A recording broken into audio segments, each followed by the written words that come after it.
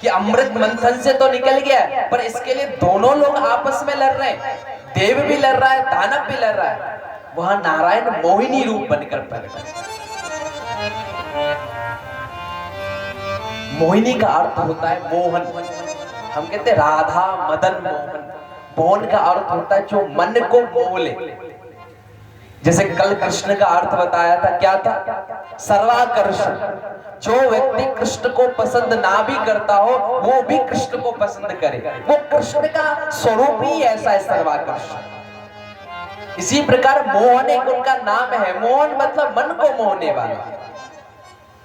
और अब मोहिनी बनकर आए महाराज। जरा सोचे कि जिस मोहन ने सभी गोपियों के मन को मोह लिया हो, अगर वही मोहन साक्षात मोहिनी बनकर आए हो, तो महाराज उस मोहिनी पर कितने लोग मोह जाएंगे।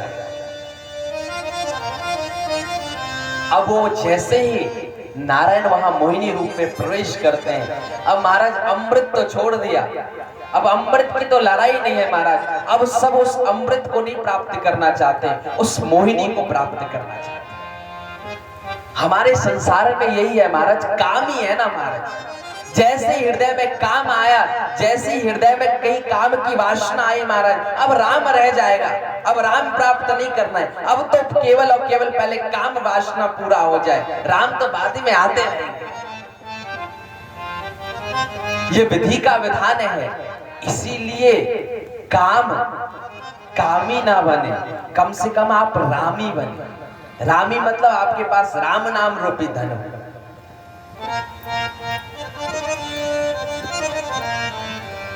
अब ठाकुर जी ने मोहिनी रूप बनाया महाराज। जब उनके रूप को देखकर ब्रज के ग्वाल बाल, ब्रज गोपियां जब मुग्ध हो जाती है, तो ये तो उन्हीं के माया का प्रभाव से इतना सुंदर रूप, इतना सुंदर लावण्य, इतना सुंदर सौंदर्य बनाकर आए महाराज। और मधुर मधुर मुस्कनिया के साथ महाराज अब वो पायल पहनकर आगे की ओर भाग रहे हैं। और जो देवता है महाराज, वो भी उनके पीछे जा रहे हैं, और जो असुर है वो भी उनके पीछे पीछे भाग रहे हैं। अब जो अमृत का कलश है ना, अब सब अमृत के कलश लेकर मोहिनी के पास कहा, तुम जैसे पिला दोगे हम वैसे पी लेंगे महाराज।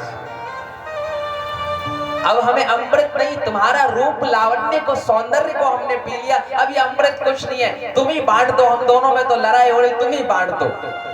ठाकुर जी ने एक तरफ जो महाराज देवता को बैठाया है, एक तरफ दानव को बैठाया है, और अमृत पिलाना प्रारंभ कहां से किया है? अमृत पिलाना प्रारंभ कहां से किया है? जहां देवता बैठे हैं। सारे देवों ने जब अमृत पी लिया, तो सूर्य और चंद्रमा के बीच राहु केतु एक ही है, एक ही राक्षस का नाम है राहु केतु। सूर्य और चंद्रमा के बीच राहु केतु ने भी बैठकर अमृत ले लिया। और जैसे सूर्य और चंद्रमा ने देखा कि ये देव वाली पंक्ति में ये दो दानव है, उन्होंने ठाकुर जी को कहा कि ये तो राक्षस है। ठाकुर जी ने उसी समय सुदर्शन निकाला और उनका गला काट दिया। पर जब तक ठाकुर जी का सुदर्शन चलता, वो अमृत के गले के माध्यम से धर्म में प्रवेश कर चुका था। इसीलिए आज भी राहु केतु नो में महाराज, हमारे कुंडली में सबसे ज्यादा दिक्कत कौन देते हैं? राहु केतु। ज्योतिष शास्त्र से देखवाओ महाराज, आपका राहु खराब चल रहा है, आपका केतु महाराज बहुत खराब चल रहा है। दो ही ग्रहण लगते हैं, ग्रह तो बहुत सारे पर ग्रहण दो ही लगते हैं। कौन कौन से? चंद्र ग्रहण और सूर्य ग्रहण, यही दोनों ग्रहण लगते हैं। और क्यों लगते हैं कि चंद्र ग्रहण और सूर्य ग्रहण के दौरान ये जो राहु केतु है, कभी चंद्रमा के पीछे भागते हैं, कभी सूर्य के पीछे भागते हैं। क्यों भागते हैं? इनको परेशान करते हैं। परेशान क्यों करते हैं? क्योंकि इन्हीं दोनों ने नारायण को बताया था कि ये जो राक्षस है, जो देव रूपी जो सूर्य और चंद्रमा के बगल में बैठकर पिए थे, इन्होंने बताया, इसीलिए इन दोनों के पीछे पड़ते हैं। इसलिए यही दोनों ग्रहण लगता है, सूर्य ग्रहण और चंद्र ग्रहण लगता ही इसीलिए ये समुद्र मंथन लीला से जुड़े हुए हैं। आप जरा सोचिए कि इधर ठाकुर जी ने राहु केतु का गला काट दिया, पर फिर भी जितने भी राक्षस है महाराज वो मुस्कुरा रहे हैं। क्योंकि उनका जो ठाकुर जी मंद मंद मुस्कुरा के सबको अमृत पिला रहे हैं। उनकी मुस्कान, उनकी बलिहारी पे महाराज हम सब बलिहार जाएंगे।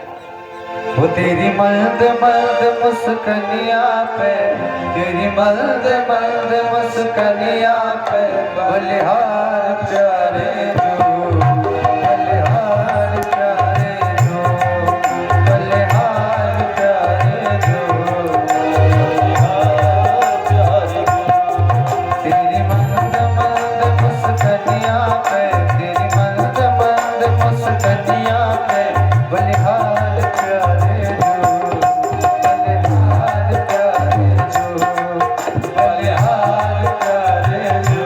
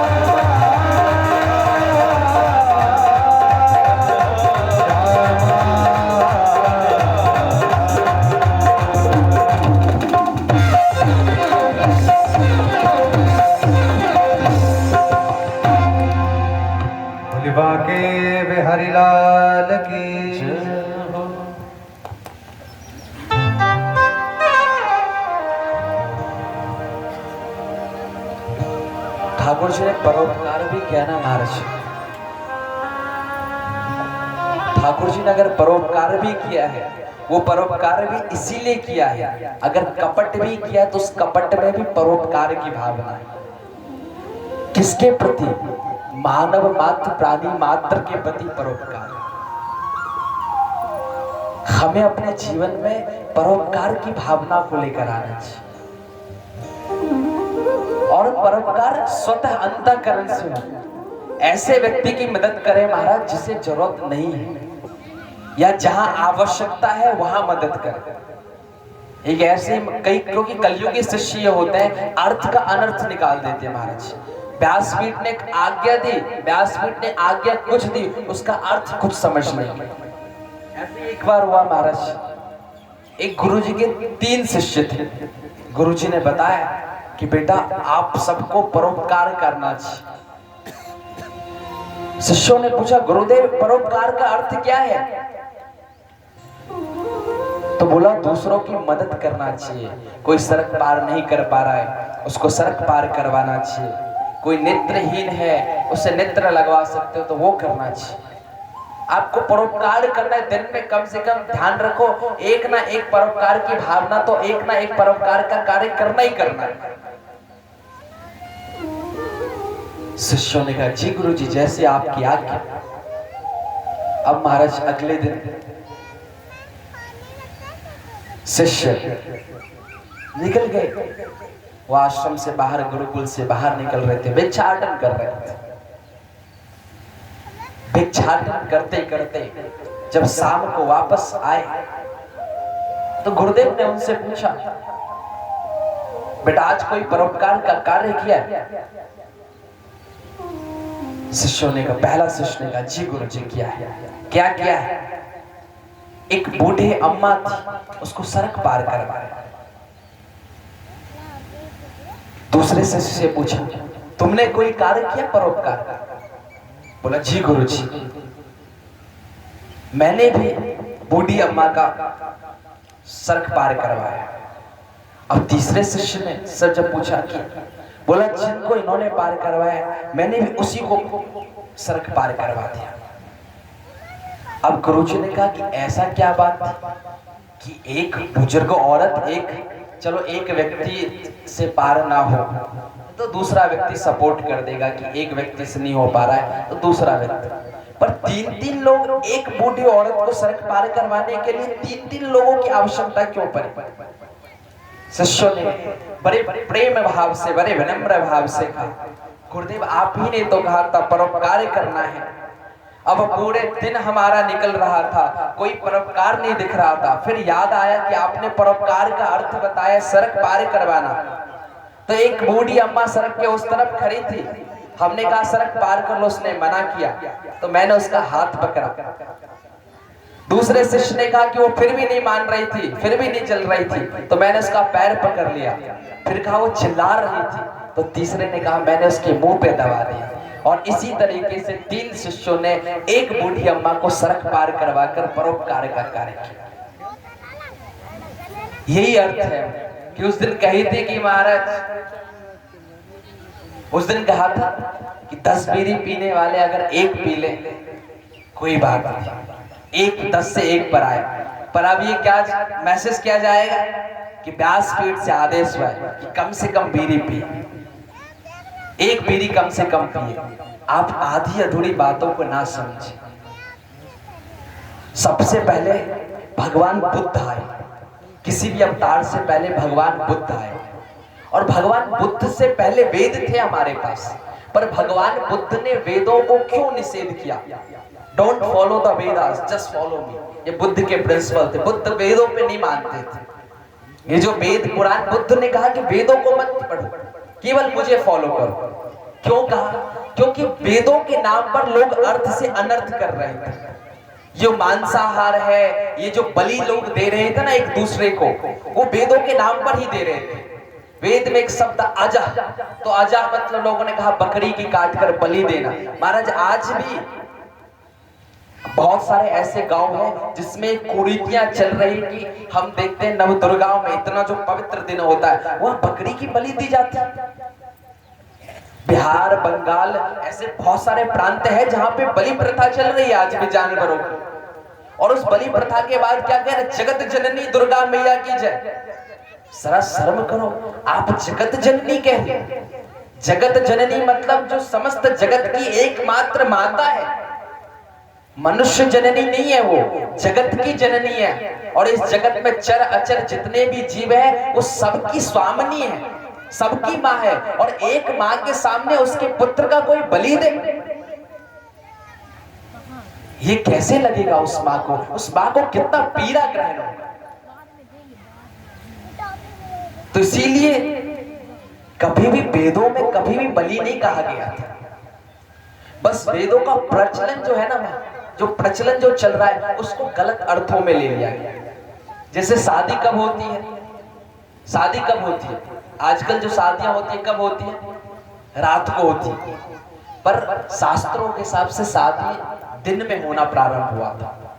शास्त्रों में शादी दिन में होने का वर्णन था। पर जब मुगल शासक थे, जब भारत में जब मुगल शासक राज्य कर रहे थे, जब औरंगजेब और इत्यादि जब क्रूर मुगल शासक जब भारत पर राज्य कर रहे थे, उस समय अगर किसी हिंदू की बेटियों की अगर शादी होती थी, अगर उस समय किसी हिंदू की बेटियों की शादी होती थी, वो उसे उठाकर ले जाते थे, उसे अपने अपने बंदी बना लेते थे, उनके शादी को विध्वंस कर देते थे, नहीं होने देते थे। तो उस बेटी को लोगों ने अपनी बेटी को बचाने के लिए रात को चोरी चुपके से शादी करना प्रारंभ किया। पर वो क्या बन गई? आज प्रथा बन गई। अब सारी शादियां कब होने लगी महाराज? रात को होने लगी, वो प्रथा हो गई। तो इसीलिए ये प्रथा जो है कभी कभी हम देखा देखी शुरू कर देते हैं। क्यों करते हैं? क्योंकि ज्ञान पूरा प्राप्त नहीं है हमें, अधूरे ज्ञान के साथ। और जब हम कम सुनेंगे ना तब ऐसा काम होता है। इसीलिए जब कथा पंडाल में आए तो पूर्णतः समर्पण भाव से पूरे शब्दों को सुने। केवल एक शब्द जो आपकी मनचाही बात है उसको उठाकर ले गए, और जो अनचाही बात है आपने उसको परित्याग कर दिया, वो गलत है। शास्त्र के मर्म को समझे। जब बुद्ध ने कहा कि वेदों को मत मानो, भगवान बुद्ध कहते हैं वेदों को मत मानो, मुझे मानो, तो उनका अर्थ यही था कि उस समय जो वेदों के नाम पर लोग मांसाहार कर रहे थे, जब लोग बलि प्रथा दे रहे थे, वो बलि प्रथा वहां बंद हो जाए और केवल लोग जो है निर्वाण यानी सुख शांति इसके मार्ग पर चल सके, अहिंसा के मार्ग पर चल सके। ये मार्ग भगवान बुद्ध का था। पर भगवान बुद्ध तो हमेशा रहने वाले नहीं थे। अवतार खत्म होने के बाद तो उनको भी एक दिन जाना पड़ता। तो उनके जाने के बाद शंकराचार्य जी आए और उन्होंने फिर से पुनः सब वेदों को स्थापित किया कि मैनुअल कुछ ना कुछ तो होना चाहिए। अगर आपके पास जैसे आपके पूर्वज अगर कुछ नियम बनाकर गए हैं तो नियम को कहीं ना कहीं नोट कर तो रखोगे ना, ताकि आपको वो नियम याद है, पर आप चाहते हो कि बच्चों पीढ़ी दर पीढ़ी वो नियम चलता रहे, उसको नोट कर रहने की आवश्यकता है। वो नोट कैसे होगा? तो वो सारे सिद्धांत जो सारे धर्म थे वो शंकराचार्य जी ने फिर से वेदों को पुनः वापस स्थापित किया और सारे सिद्धांत वो पुनः फिर से जो लुप्त हो गया था वो कलयुग में प्रकट किया। इसी प्रकार से शंकराचार्य जी के बाद माधवाचार्य जी के बाद अलग अलग 4 संप्रदाय जो हैं, वैष्णवों के 4 संप्रदाय होते हैं। 4 संप्रदाय, कुमार संप्रदाय, ब्रह्म संप्रदाय, रुद्र संप्रदाय और श्री संप्रदाय। इन्हीं 4 संप्रदाय के 4 प्रमुख आचार्य हुए। ब्रह्म संप्रदाय के आचार्य हुए माधवाचार्य, श्री संप्रदाय के आचार्य हुए श्री रामानुजाचार्य, कुमार संप्रदाय के आचार्य हुए महाराज निम्बार्काचार्य, और रुद्र संप्रदाय के जो आचार्य हुए वो विष्णु स्वामी। और जितने भी परंपरा देख रहे हैं महाराज, ये जितने भी परंपरा है, ये इन्हीं सारे परंपराओं में सारे संप्रदाय आगे बढ़े। अब जो तिलक लगा रखा है, कल जो मैंने तिलक लगा रखा है महाराज, जिसे गौड़िया संप्रदाय कहते हैं। कहां से आए? ब्रह्म संप्रदाय से।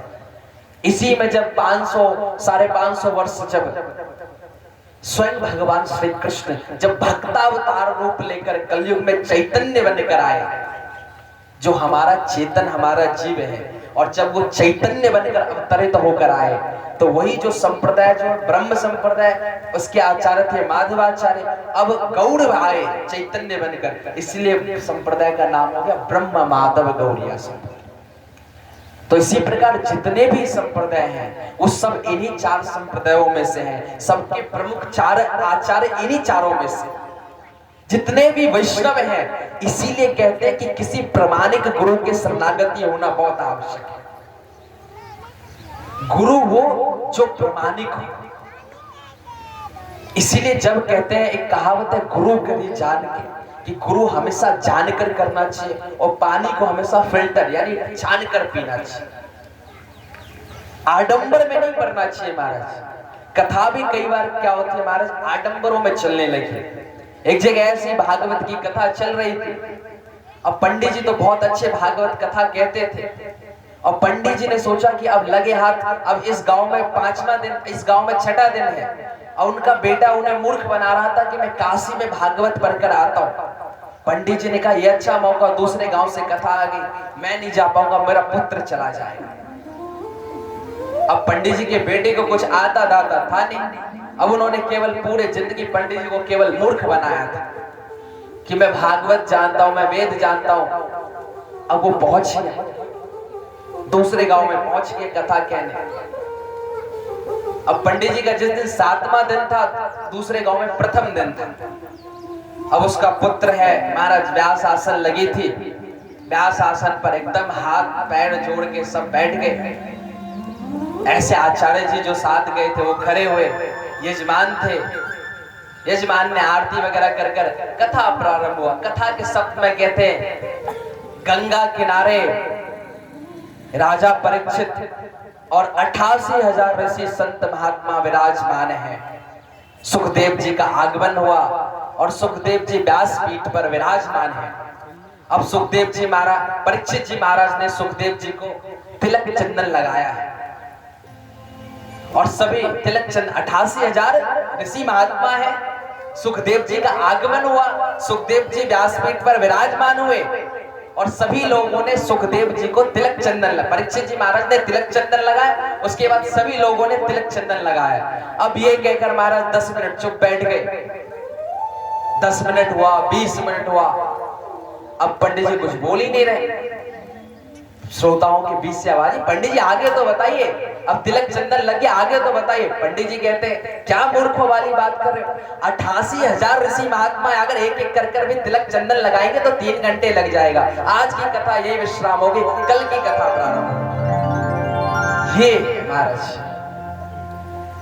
इसीलिए कथा केवल गुरुदेव ये कहते हैं जब अच्छा संगीत हो कोई भी नृत्य कर सकता है, पर प्रेमी वो है जब संगीत भी ना हो, जब कोई विरह भी ना हो, जब कोई सुर भी नहीं हो, जब कोई ताल भी नहीं हो, लेकिन फिर भी उसको हरि चिंतन करते हुए महाराज उसके कदम थिरक करे। प्रेमी वो है,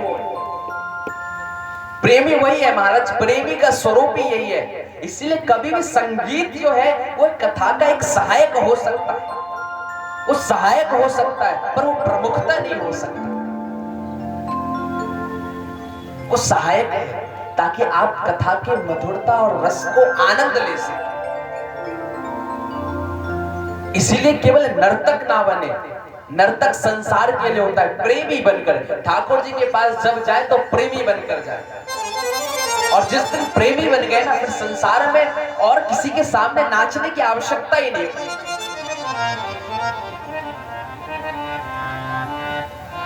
इसीलिए ठाकुर जी कहते हैं प्रेम ये सबसे बड़ी परिभाषा है प्राप्त करने की, और भागवत को पंचम पुरुषार्थ इसीलिए कहा जाता है। ये क्यों पंचम पुरुषार्थ कहा जाता है, ये तो इसीलिए जब सुनने आए तो शुद्धता में आए, जब बैठे तो भी शुद्धता में आए। क्योंकि मैं बार बार आप याद कर रहे होंगे मैं शुद्धता शुद्धता क्यों कह रहा हूं, तो कई लोग महाराज अभी दिख जाते हैं, आप लोगों के समक्ष में दिख जाते हैं महाराज, कान इधर है मुंह भी इधर है, पर मुंह के अंदर कुछ दबा हुआ है।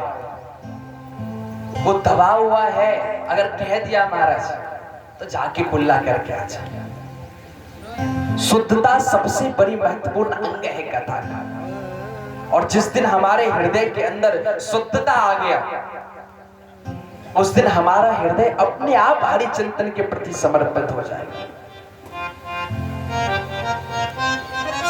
इसीलिए जीवन में नियम, ईश्वर एक है, ईश्वर एक है, पर उनके प्रति समर्पण तो होना चाहिए। जब हमारे हृदय में समर्पण आ गया तो ईश्वर हमसे कहीं दूर गए ही नहीं। वो समर्पण, जिस प्रकार हनुमान जी महाराज को समर्पण था, हनुमान जी महाराज को समर्पण था प्रभु श्री राम के श्री चरणों के प्रति, और जिस दिन आपके हृदय में वो समर्पण की भावना आ गई, उस दिन आपका सारा काम अपने आप सहज स्वाभाविक रूप से बनने लगेगा। कोई अन्यथा परिश्रम करने की आवश्यकता ही नहीं।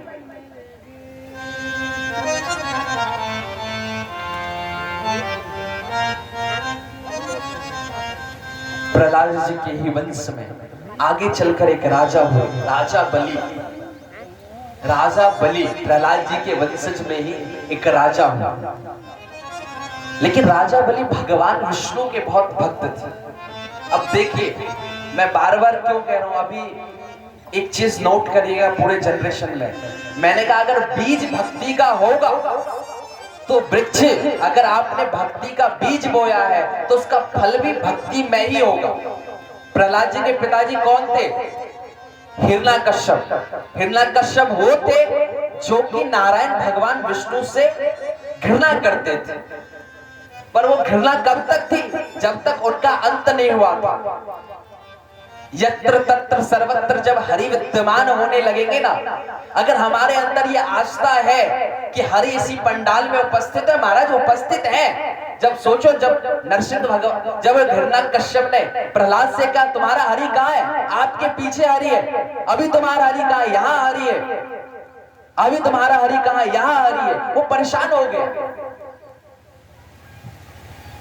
महल में पूछ रहा था कहाँ है हरि तुम्हारा? कहाँ हरि है? यहाँ हरि है, वहां हरि है। तुम हरि हरि कहते हो, कौन है हरि? इस संसार में सबसे बड़ा जो हरि है वो मैं ही हूं। इंसान का अहम कहता है कि मैं ही सबसे बड़ा हूं। हिरण्यकश्यप का भी अहम कह रहा था कि मैं ही हरि का स्वरूप हूं। ऐसे ही जब महल से भागते भागते जब एक महल के काल कोठरी में कमरे में प्रहलाद को मार रहे थे, बोला अब क्या तुम्हारा हरि बचाने आएगा? प्रहलाद ने कहा मुझे पूर्ण विश्वास है बचाने आएगा, वो आएंगे बचाने। मुझे पूर्ण समर्पण है, मुझे अपने हरि पर पूर्ण भरोसा है कि वो बचाने आएंगे।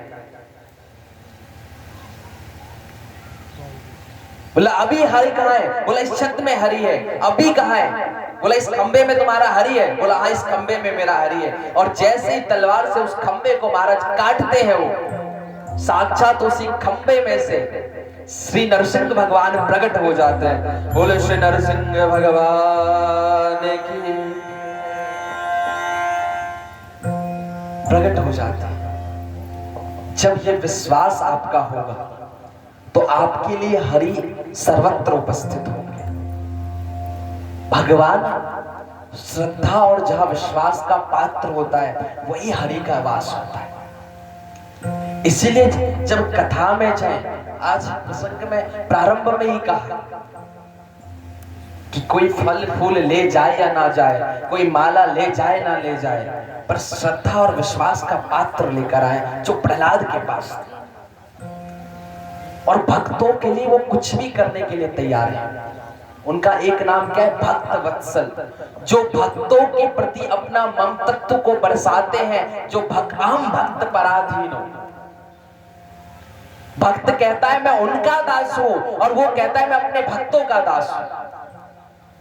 वो भक्त के दास हैं, भक्त उनके दास हैं, वो भक्त के पराधीन चलते। जब प्रहलाद पर संकट आया था तो नरसिंह बनकर अवतार लिए। क्यों नरसिंह बनने की आवश्यकता क्यों थी? क्योंकि हिरण्यकश्यप को वरदान था, ना वो दिन में मरेगा, ना रात में मरेगा, ना आकाश में मरेगा, ना जमीन पर मरेगा। वो इंसान उसको मार नहीं सकते थे, ना अस्त्र से ना शस्त्र से। ब्रह्मा जी ने सब पे तथास्तु तथास्तु तथास्तु तथास्तु बोल दी। अब महाराज बताओ, कोई इंसान अगर दिन में नहीं मरेगा, रात में नहीं मरेगा, ना अस्त्र से मरेगा, ना शस्त्र से मरेगा, मनुष्य उसको कोई मार नहीं सकता, देव उसको कोई मार नहीं सकता, तो मरेगा कैसे? उसका अंत कैसे होगा? क्योंकि जब तक पाप का अंत नहीं होगा ना, जब तक पाप का अंत नहीं होगा, तब तक धर्म रक्षा का जो प्रभाव है वो प्रारंभ नहीं होगा। और ठाकुर जी का अवतार ही होता है धर्म की सत्ता को वापस स्थापित करने के लिए। धर्म जब जब इस पृथ्वी पर धर्म की हानि होती है, ठाकुर जी अवतार लेते धर्म की सत्ता को स्थापित करने के लिए। तो जब इतने वरदान किसी व्यक्ति के पास हो, वो व्यक्ति मरे कैसे?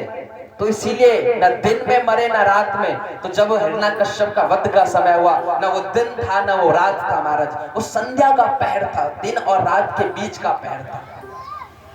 ना इंसान से मरे, ना असुर से मरे, ना इंसान से मरे, ना देव से मरे।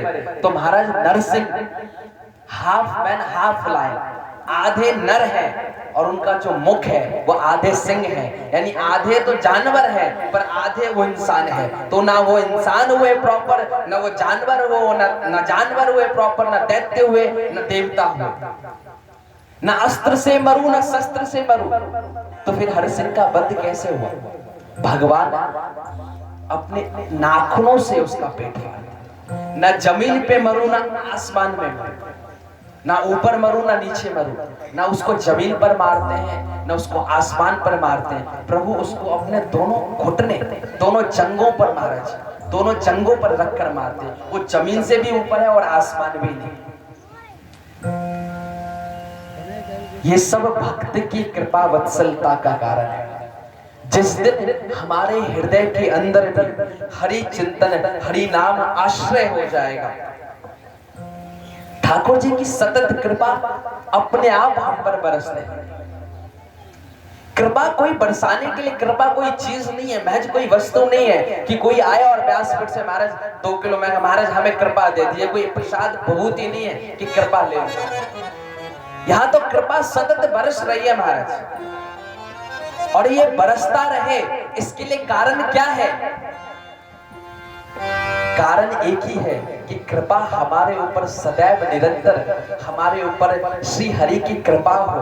इसके लिए प्रयास ये होना चाहिए कि जीवन में सतत उनका स्मरण बना रहे। नवदा भक्ति का वही प्रसंग, स्मरण बना रहे, हमारे जीवन से स्मरण छूट ना जाए और जीवन में आलस्य ना हो।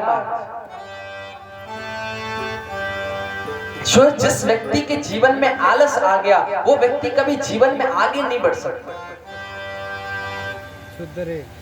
इसीलिए जीवन में आलस ना लाए।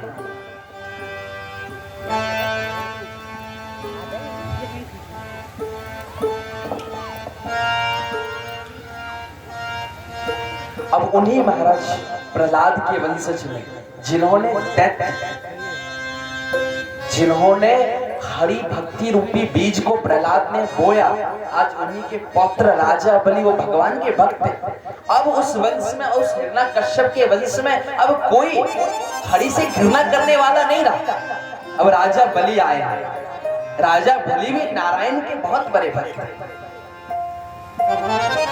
अब नारायण के भक्त है पर असुर है ना, और असुर का वैर तो हमेशा देवताओं से तो चलता ही रहता है। एक ये भी कहा जाता है कि सतयुग हर युग का अलग अलग होता है। पहले सतयुग में असुर लोक था, फिर एक देवलोक था। त्रेता में महाराज एक ही लोक में 2 डिवाइडेशन हो गई। पहले सतयुग में असुर लोक अलग, देवलोक अलग। त्रेता में एक ही लोक, एक ही था, एक तरफ असुर एक तरफ दैत्य। समुद्र के अगर इस तरफ असुर, यानी त्रेता में क्या है, समुद्र के इस तरफ राम थे, राम त्रेता में थे, तो समुद्र के उस तरफ रावण असुर था। यानी जमीन तो एक ही है पर बीच में एक सीमा आ गई। द्वापर में वो सीमा भी खत्म हो गया। अब एक ही जमीन पर असुर भी रह रहे हैं और देव भी रह रहे हैं। पर कलयुग में ये भी खत्म हो गया। ये मस्तक, ये हमारी बुद्धि, इस बुद्धि में दैत्य भी है और इस बुद्धि में देव भी है। इसको जिस तरीके से इस्तेमाल कर सकते हमें करना पड़ेगा। यही बुद्धि हमारा असुर भी है। अगर धर्म विरहीन कार्य कर रहा है तो यही बुद्धि हमारा असुर के समान है। और अगर यही धर्म आचरण और धर्म के अनुगत्यता, किसी वैष्णव के अनुगत्यता में अपने जीवन बिता रहा है तो यही बुद्धि जो है हमारा देव है। तो इसीलिए कलयुग में दोनों एक ही साथ एक ही जगह हमारे मस्तिष्क में विराजमान है। ठाकुर जी को कहीं ढूंढने की आवश्यकता नहीं है। अगर ठाकुर जी को कहीं ढूंढना ही चाहते तो अपने हृदय के शुद्ध अंतःकरण में ढूंढे। और जिस दिन आपने अपने अंतःकरण में ढूंढा ना, ठाकुर गोविंद आपको अंतःकरण में प्रकट मिल जाएंगे। एक संत ने बहुत अच्छी बात वृंदावन में कही, वो व्याख्यान कर रहे थे। उन्होंने कहा कि जब भगवान ने सृष्टि में मनुष्य को बनाया और मनुष्य की दिन प्रतिदिन बढ़ती हुई इच्छाओं को देखकर भगवान भी व्याकुल हो उठे। बोले मनुष्य अपनी इच्छा को पूरी करवाने के लिए तो कहीं भी चला जाएगा, मैं ऐसा कहां जाकर छुप जाऊं कि मनुष्य मुझे ढूंढ ना पाए। ऐसा कहां जाकर छुप जाऊं कि मनुष्य मुझे ढूंढ ना पाए, मैं उसको आसानी से नहीं मिल सकूं। तो ऐसे ही सभी देवों का दरबार लगा था। किसी देव ने कहा महाराज आप हिमालय पे चले जाइए, हे नाथ आप हिमालय पे चले जाइए।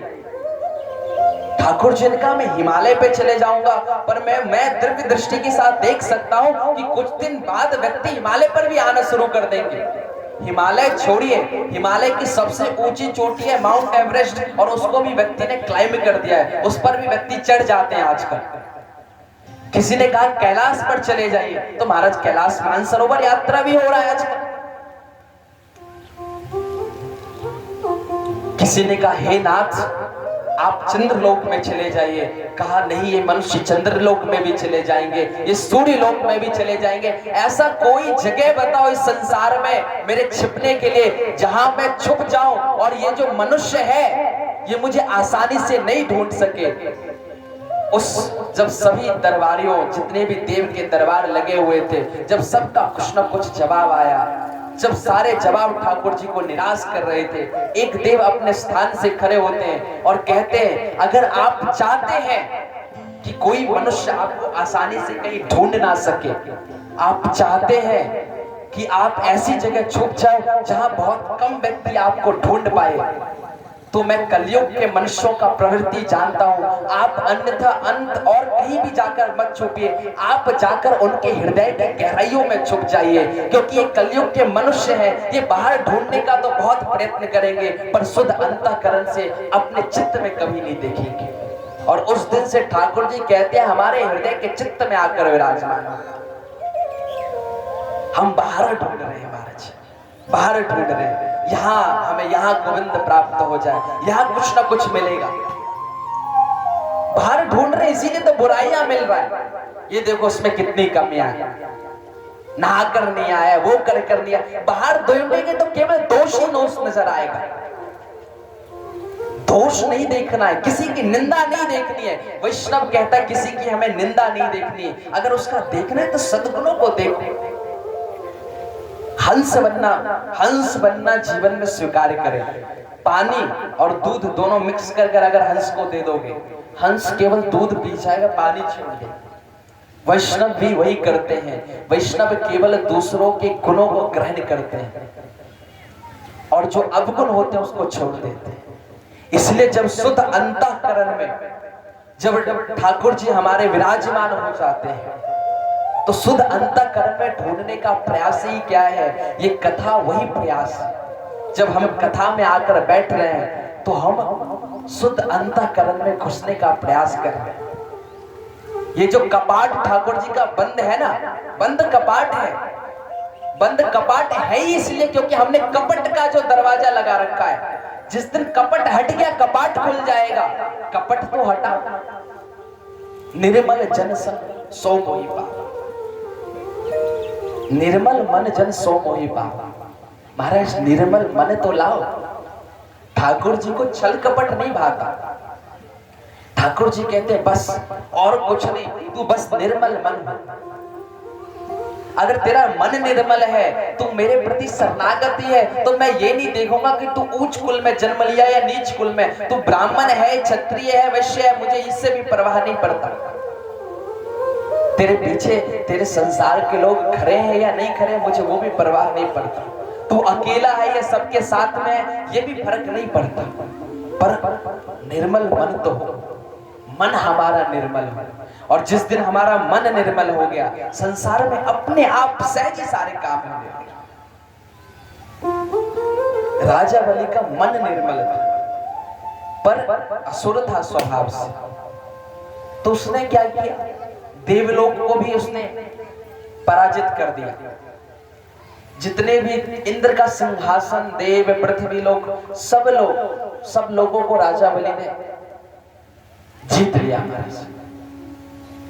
अब सभी देवता बड़े चिंतित थे, अब कहां रहे उनके पृथ्वी पर तो राजा बलि का सिंहासन, देवलोक पर तो राजा बलि का सिंहासन, पाताल में तो राजा बलि का सिंहासन, हर तरफ केवल राजा बलि का साम्राज्य था। सभी देवता ठाकुर जी के पास विनती लेकर गए, ये जो राजा बलि है ना, ये आपका परम भक्त तो है, और आपके परम भक्त होने के कारण क्या है कि हम इसको युद्ध में परास्त नहीं कर पाते हैं, क्योंकि इसकी भक्ति बहुत मजबूत है।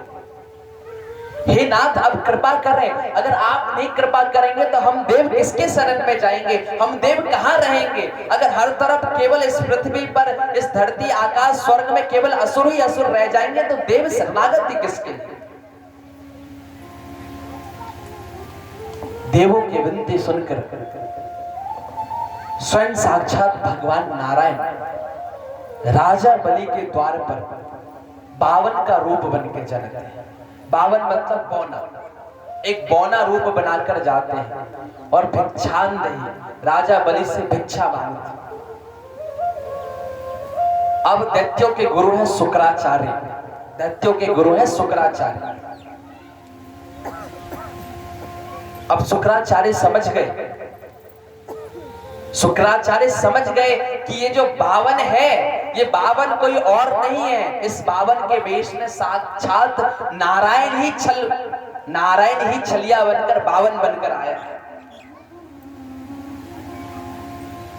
राजा बलि का एक सिद्धांत था, जीवन में कुछ हो जाए, पर अगर कोई द्वार पर याचक आए ना, तो याचक को कभी खाली हाथ मत जाने दें। हमारे सनातन परंपरा वंशज में ये कहा गया है कि बोलो 100 काम छोड़कर स्नान करो,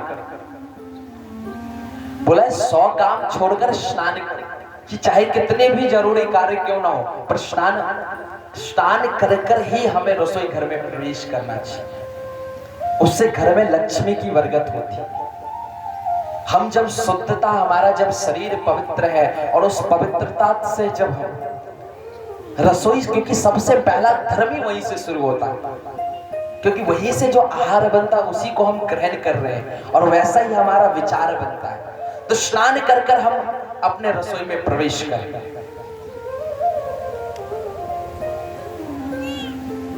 फिर 1000 काम छोड़कर दान करो, कि अगर ठीक है, अगर आपके द्वार पर कोई याचक आ गया है, अगर कोई सुबह कुछ मांगने के लिए आ गया है, तो अब ये मत देखो कि आप पवित्र हो या आप पवित्र हो, आपका ये धर्म चल रहा है, वो धर्म चल रहा है, आपने नहीं स्नान किया, नहीं। अगर कोई याचक आ गया है तो 1000 काम छोड़कर पहले उस याचक को आप कुछ न कुछ दीजिए, उसके बाद उसे विदा करिए, कुछ न कुछ उस याचक को देकर विदा करिए। फिर तीसरा कहा गया, 1,00,000 काम छोड़कर पहले सत्संग में आओ, यानी 100 काम छोड़कर आप स्नान करें।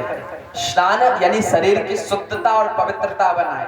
1000 काम छोड़कर कोई याचक अगर आपके दरबार पर आए तो आप दे, पर 1,00,000 काम छोड़कर सत्संग में आओ। हम देख ले, पहले ये व्यवस्था बना ले, ये व्यवस्था बना ले, फिर जाएंगे सत्संग में। महाराज, व्यवस्थाएं बनाते बनाते रह जाएंगे, और एक दिन हमारी व्यवस्था बनाते बनाते बनाते अवस्था निकल जाएगी, फिर सत्संग में नहीं बैठा जाएगा। बैठा ही नहीं जाएगा। हम जीवन भर व्यवस्था बनाने में निकल गए, जब अवस्था थी तो हम व्यवस्था में लग गए, और अब अवस्था नहीं है तो व्यवस्था तो परिपूर्ण भी होगा, फिर मन नहीं लगेगा, चंचल हो जाएगा मन। इसलिए जिस समय जो अवस्था है, और सत्संग की कोई अवस्था नहीं होती, जब जागो तभी सवेरा। इसलिए जो अवस्था है उसी अवस्था में सत्संग में चले जाए।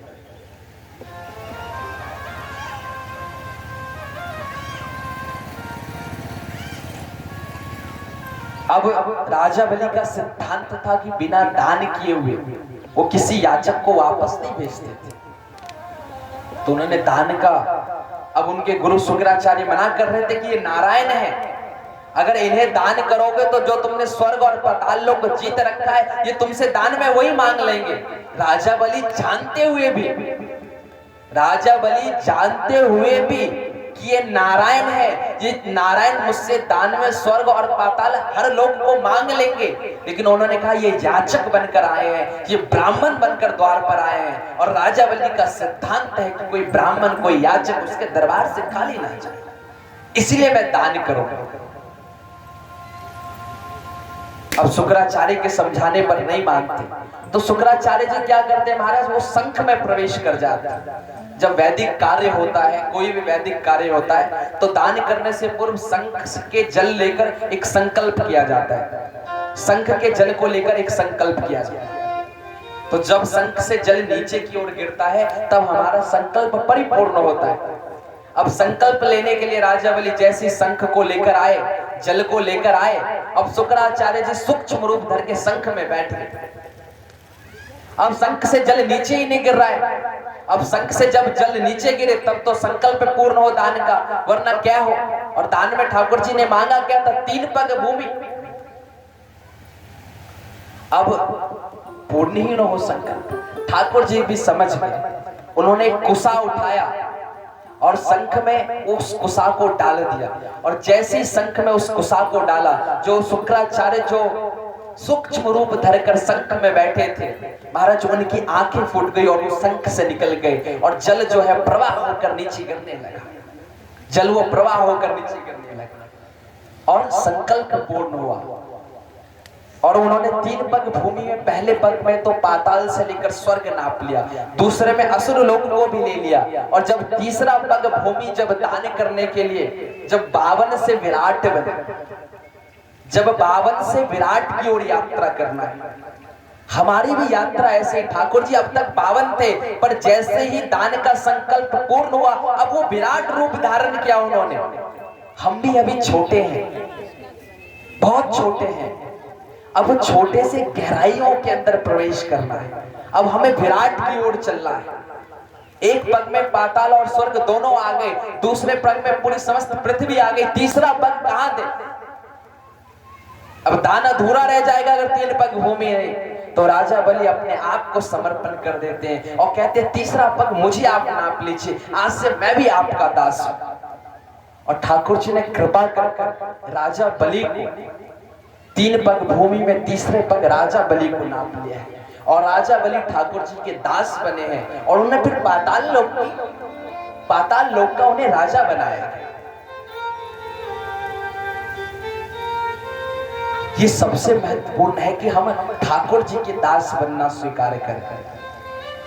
फिर नवदा भक्ति की आत्मनिवेदन समर्पण कर दे। अंतिम 9 भक्तियों के 9 द्वार है, भक्तियों में से सबसे अंत का जो द्वार है वो आत्मनिवेदन है।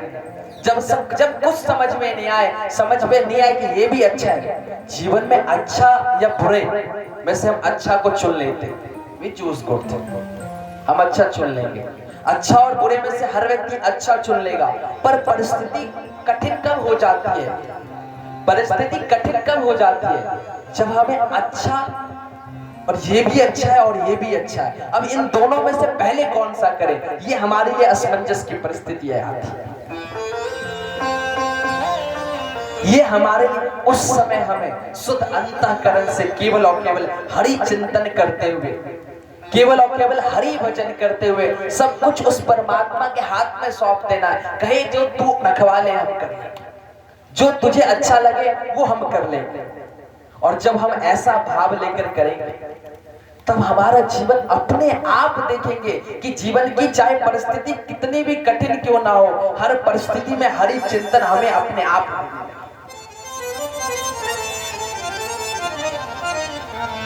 इसके उसके लिए महाभारत के युद्ध से पहले अर्जुन युद्ध नहीं लड़ना चाहते थे। भगवत गीता का ज्ञान क्यों है? युद्ध नहीं लड़ना चाहते थे। क्यों नहीं लड़ना चाहते थे? लड़ना क्यों नहीं चाहते थे? क्योंकि वो देख रहे थे कि जो सामने लोग बैठे हुए हैं वो सब जो परिजन जो उनसे युद्ध लड़ने आए, कोई पितामह है, कोई उनका कुल गुरु है, कोई गुरु है, गुरु द्रोणाचार्य जिनसे उन्होंने शिक्षा लिया। दुर्योधन भी तो उसका छोटा भ्राता ही है। अपने ये धर्मोचित नहीं होगा कि हम अपने ही भाई के रक्त से किसी सिंहासन पर बैठे, अपने ही भाई के रक्त पान कर कर किसी सिंहासन पर बैठे। ऐसा सिंहासन नहीं चाहिए जो अपने ही गुरु को मारने के बाद में हमें मिले। हमें ऐसा सिंहासन की भी कोई लालसा नहीं है। ये सारे प्रश्न अर्जुन ने कृष्ण से किया कि हमें ऐसे सिंहासन की भी कोई लालसा नहीं है जिसमें मुझे अपने पितामह के वध करने के बाद सिंहासन पर मिले। वो गांडीवधारी अर्जुन जिसके गांडीव पर प्रतिंचा चढ़ाने से स्वर्गलोक, पृथ्वीलोक, भूलोक, हर लोक में कंपन हो जाती थी, उसका गांडीव आज नीचे गिरने लगा। कर्पण्य दोषो बहता स्वभाव पृच्छामि त्वं धर्म सम्मूढ़ चित्त। कर्पण्य दोषों की, हे माधव, हे मधुसूदन, मेरी गला सूख रहा है, मुझे समझ में नहीं आ रहा कि मेरे लिए कौन सा सत्कर्म है और कौन सा विकर्म है। कृपया कर मुझे आप मार्गदर्शन करें। अर्जुन ने क्या कहा? जिस प्रकार आप मेरे रथ के सारथी हैं, जिस प्रकार आप मेरे इस रथ के सारथी हैं, ठीक उसी प्रकार आप मेरी आत्मा के भी सारथी बनकर मुझे मार्गदर्शन करें। ध्यान रखें, हम सब जो है रथी बने, अर्जुन की तरह हम सबको होना चाहिए। हम तो रथी बन जाए और भगवान को अपना सारथी बना दे। और ध्यान रखना, जिस दिन आपके जीवन में कृष्ण जैसा सारथी हो गया, जीवन में किसी और बात की आवश्यकता होगा क्या? और तब जाकर वहां पर गीता का दिव्य उपदेश प्राप्त होगा। इंग्लिश में एक शब्द आता है, सुनने में बहुत सामान्य है, एक होता है वॉरियर और दूसरा होता है वॉरियर, पर दोनों का अर्थ अलग अलग है। वॉरियर मतलब होता है जो चिंता में डूबा हुआ व्यक्ति हो, चिंता युक्त, और वॉरियर मतलब होता है योद्धा, यानी योद्धा चिंता मुक्त होता है। जब कोई सेनानी युद्ध मैदान में जाते हैं, उसे फर्क नहीं पड़ता कि युद्ध का परिणाम कुछ भी हो, योद्धा चिंता मुक्त होकर जाता है। उसे जीत भी स्वीकार है, उसे हार भी स्वीकार है, पर योद्धा का कर्तव्य क्या है? योद्धा का कर्तव्य है युद्ध करना। ये योद्धा का कर्तव्य है, योद्धा का कर्तव्य है युद्ध करना, वो चिंता मुक्त है। तो भगवत गीता के ज्ञान से पहले अर्जुन का जो कार्य शैली थी, भाषा शैली थी, वो वॉरियर जैसी थी, वो चिंता में डूबा हुआ व्यक्ति था। पर जब ठाकुर जी ने उसे भगवत गीता का दिव्य ज्ञान प्रदान किया है, तो क्या कहा? वो अब वॉरियर बन गया, अब वो योद्धा बन गया। अंतिम श्लोक भगवत गीता के कृष्ण द्वारा कहा गया कौन सा श्लोक है? सर्वधर्मान् परित्यज्य मामेकं शरणं व्रज अहम त्वं सर्व पापेभ्यो मोक्षयिष्यामि मा शुचि। इस श्लोक के साथ भगवत गीता को ठाकुर जी ने समाप्त किया। सर्वधर्मान् परित्यज्य, एक तरफ तो वही भगवत गीता में कहते धर्म संस्थापनार्थाय संभवामि युगे युगे, कि जब जब धर्म की हानि होती है मैं धर्म की सत्ता को अपनाने के लिए आता हूँ। और वही भगवत गीता समाप्त होने पर कहते सर्वधर्मान् परित्यज्य, कि सारे धर्म को त्याग दो और मेरी शरण ग्रहण कर लो। अभी कंफ्यूजन वाली बात है, एक व्यक्ति दो जैसी बातें कैसे कर सकता है? वो उन्होंने कहा यहाँ जो सर्वधर्मान् परित्यज्य, जब सारे धर्मों को परित्याग करने की बात कर रहे हैं, वो सारे धर्म कौन से धर्म है? वो कौन से किस धर्म की परित्याग करने की बात कर रहे हैं? वो सारे लोक धर्म को परित्याग करने की बात कर रहे हैं। आप भूल जाएं, जब ठाकुर के शरणागति में जाएं, कल भी एक बात कही थी कि आप भूल जाएं कि आप किसी की पत्नी हैं, आप किसी के पति हैं, किसी के बच्चे हैं, किसी के पुत्र पिता, आपका संबंध गोविंद से जुड़ गया तो आपसे जुड़ा हुआ हर संबंध भी गोविंद के जुड़ गया। अगर आप समर्पण है तो आपका परिवार भी समर्पित होगा। ठाकुर जी शरण है तो गुरु शरण है और हम शरणागति है। हम शरणागति और गुरु शरण है। इसीलिए इस बात को महत्वपूर्ण से ध्यान रखिए कि जब सर्वधर्मान परित्यज्य और एकम कि केवल एकमात्र, और उससे पहला वाला श्लोक मदमना मद भक्ति महादासी नमस्कार, कि तुम केवल एकमात्र मेरी आराधना करो, तुम केवल एकमात्र मेरे बारे में चिंतन करो, तुम केवल एकमात्र मेरे विषय में सुनो। हे अर्जुन, तुम अपने आप निष्काम हो जाओगे। तो ये भागवत भी वही सिखाता है, केवल कृष्ण चिंतन करो, केवल कृष्ण प्रेम करो, केवल कृष्ण का स्मरण करो, केवल कृष्ण की अर्चना करो। हर समय में सतत जो भी कार्य करते रहो संसार के, पर चिंतन स्मरण वंदन केवल और केवल गोविंद के प्रति होना चाहिए। भागवत का सार है।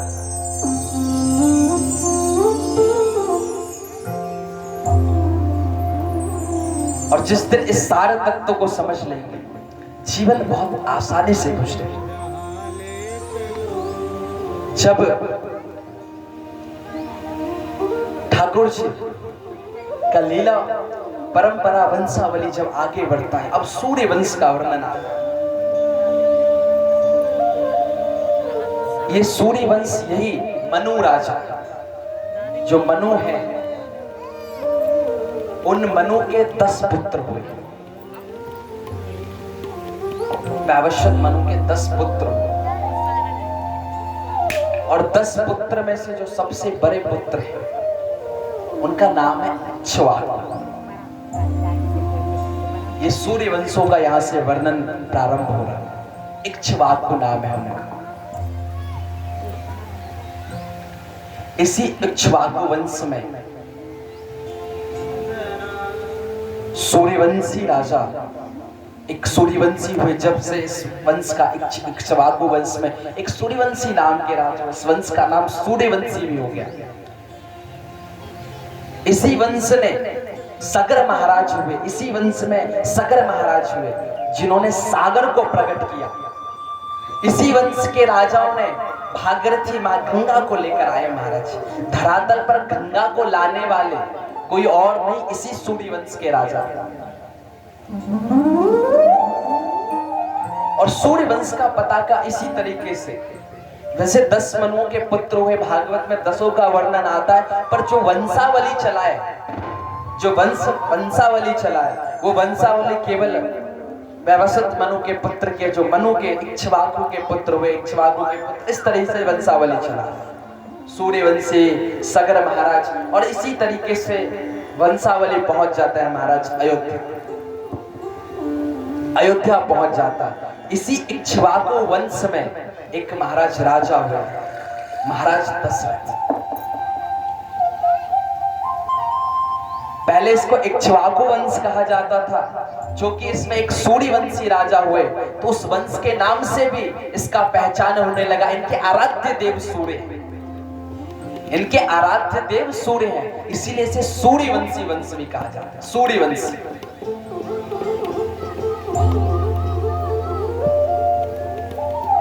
और सूर्यवंशी के इस समय जो अथक साम्राज्य है, एकमात्र एक छत्र साम्राज्य जो है, वो साम्राज्य है महाराज दशरथ।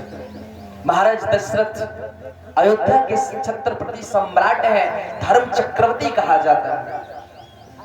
दशरथ जी की जीवन में सब कुछ परिपूर्णता है, पर लालसा है कि इस वंश को मेरे बाद आगे कौन लेकर जाएगा, इस वंश को मेरे बाद आगे कौन बढ़ाएगा महाराज। ये लालसा उनके हृदय में है।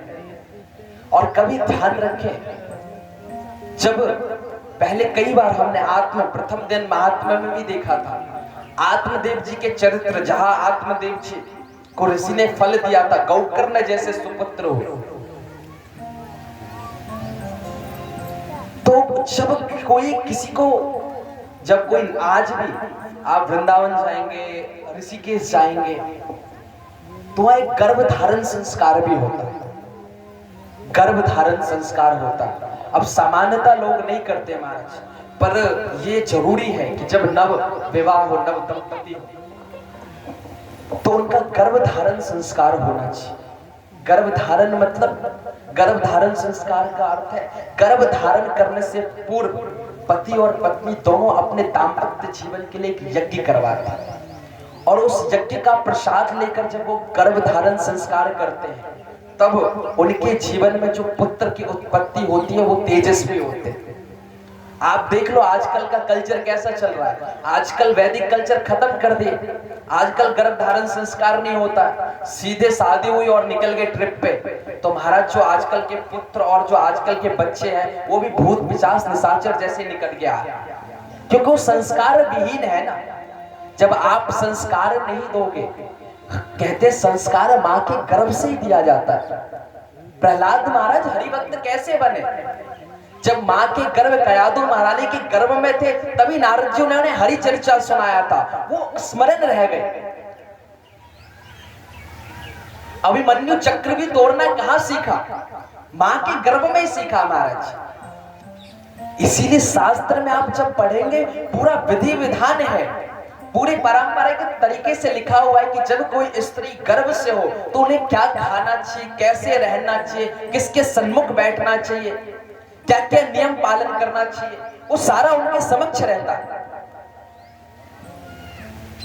इसीलिए शास्त्रों के आज भी अगर आप शास्त्र प्रमाणिक बातें करते हैं, आज भी अगर आप गर्भ धारण करने से पहले अपने गर्भ धारण संस्कार करते हैं, अपने पुत्र पुत्रवधों का या कोई दाम्पत्य अपना गर्भ धारण संस्कार वैदिक मंत्रों के साथ कर गर्भ धारण करता है, तो महाराज ये आज भी सत्य है कि उनके वंश से, उनके गर्भ से जो संतान उत्पत्ति होता है वो भी भगवान नारायण की तरह तेजस्वी होता है। उसके लिए हमें अपने परंपरा से हम टूट वही गए हैं जहां अपन अपने परंपरा से विहीन हो गए। इसीलिए ये सब जरूरी है। तो वशिष्ठ जी ने, जो वशिष्ठ जी जो राजा दशरथ के कुल गुरु हैं, उनके पास राजा दशरथ विनती लेकर, निवेदन लेकर पहुंचते हैं। महाराज मैंने धर्म चक्रवर्ती सम्राट हूं, मैं धर्म चक्रवर्ती सम्राट हूं। मैंने संसार में धर्म की सूर्य पताका, सूर्यवंशियों का पताका हर जगह लहराया है। जो भी याचक मेरे दरबार पर आए हैं वो याचक कभी कोई खाली हाथ नहीं गया, पर मेरे मन में हमेशा से एक अप्रसन्नता है कि मेरे बाद इस सूर्यवंशी परंपरा का क्या होगा, मेरे बाद अयोध्या का राज सिंहासन कौन संभालेगा। मैं तो संतान भी, 3 रानियां तो है मुझ पर पुत्र एक भी नहीं है। हे गुरुदेव कृपया कर आप इसका मार्ग बताएं। ध्यान रखें, जब विषम और विपरीत परिस्थिति में आप गुरुदेव की शरणागति लेते हैं, वैष्णव की शरणागति लेते हैं, और अगर उनके प्रति आपके हृदय में आस्था है तो उसका परिणाम भी आपके जो जीवन में आएगा वो दिव्यता का परिणाम है। महाराज वशिष्ठ ने यज्ञ करने की अनुमति दी। अयोध्या में यज्ञ हुआ, एक ऐसा यज्ञ जो आज से पहले कहीं नहीं हुआ था। उस दिव्य यज्ञ की तैयारी की गई और यज्ञ का जब पूर्ण आहुति हुआ, उस पूर्ण आहुति के पश्चात यज्ञ कुंड से साक्षात अग्निदेव प्रकट हुए और अग्निदेव के हाथ में एक खीर का कटोरा था। अब ये कटोरा खीर का जो था उसे राजा वशिष्ठ मुनि ने लिया और राजा दशरथ के हाथ में दिया और बोला अपने रानियों में बराबर बराबर बांट दो।